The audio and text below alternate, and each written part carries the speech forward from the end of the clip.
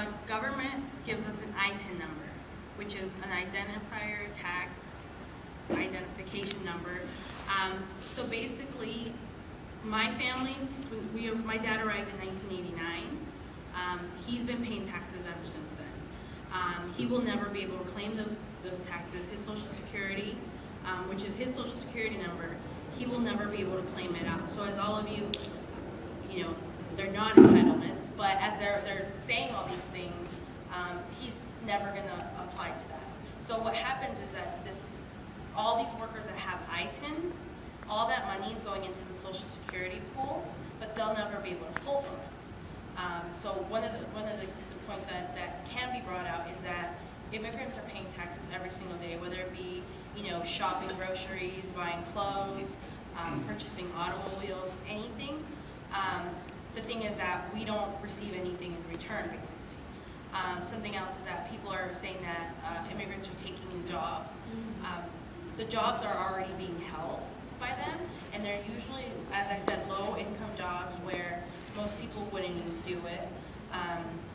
And sometimes there's that competition for those small jobs, and at the majority of the time, the people don't even end up getting paid for them. So if we can tell people that this system is broken right now, there's an article out there that did the math.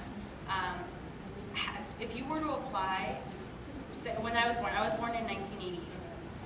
Had my parents applied to come to the United States in 1988, March of 1988 when I was born, this March, as in 2013, would be when they would receive the approval to come. It takes basically 24 years in order for anybody to immigrate to the United States. So what we can say is that this infrastructure is broken. There's nothing to say about, it's not other people and trying to come here. The visa system is broken. It was antiquated to, I believe JFK was the last one that was trying to actually fix it before he was assassinated. So it's something that's been building up for decades and decades and decades, and if we don't do something now, it will be a problem that gets worse, because no matter what, no matter if our economy is the worst one ever, America's the place to come for your dreams to come true.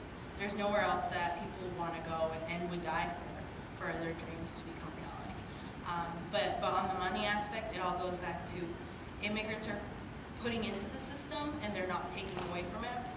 Immigrants are often blamed for saying that they take welfare, when in actuality, if you don't have a Social Security number that's valid and they can check the background, they can do all of that, you don't get anything. Children do apply for it, but the majority of the time the parents won't apply for it because they're afraid that they'll get caught and deported.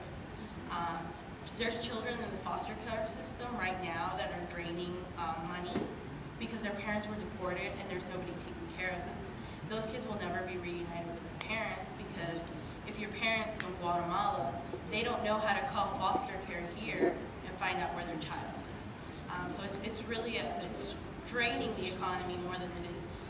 ICE, which is the enforcement of undocumented immigrants, is, I believe, the third largest entity that takes money from taxpayers. I know personally, my father was arrested in 2011 because of immigration, and for him to be in jail for one night, they're paid $137. So basically everybody's making money off of this, except for people that are really affected by it. Henderson jail is actually where immigrants are housed, and it costs $137 a night for them to be brought there. That's money that my dad could have just been working and paying his Social Security money that he'll never see, but everybody else will see, instead of $137 per night, times however many immigrants they have there that are probably not even high-risk criminals or probably don't even have any type of background.